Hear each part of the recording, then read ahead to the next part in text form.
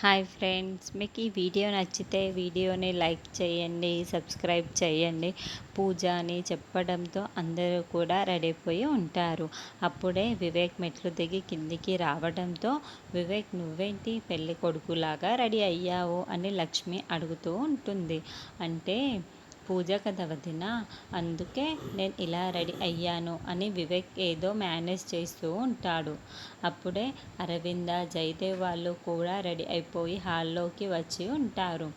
జాను ఎక్కడా అని లక్ష్మి అడుగుతూ ఉంటే, అదిగో జాను వస్తుంది అని మెట్లు దిగి వస్తున్న జానుని అరవింద చూపిస్తూ ఉంటుంది. అప్పుడే దేవయాని, మనీష ఇదంతా చూస్తూ టెన్షన్ పడుతూ ఉంటారు.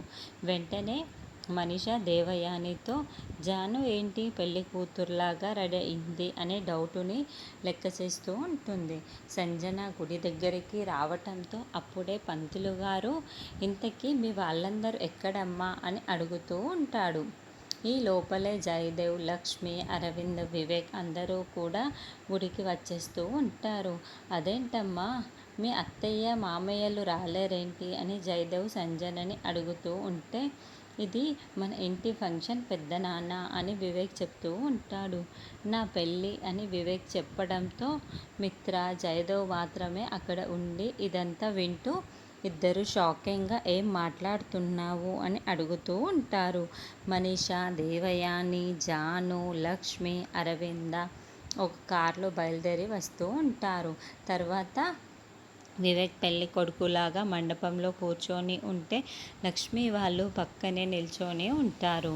వివేక్ పక్కన జయదేవ్, అరవింద కూడా కూర్చొని పూజ జరిపిస్తూ ఉంటే, జాను పక్కన లక్ష్మి, మిత్ర ఇద్దరు కూడా కూర్చొని పూజ జరిపిస్తూ ఉంటారు. దేవయాని, మనీష మాత్రం ఇదంతా కూడా పూజే అనుకొని చూస్తూ ఉంటారు.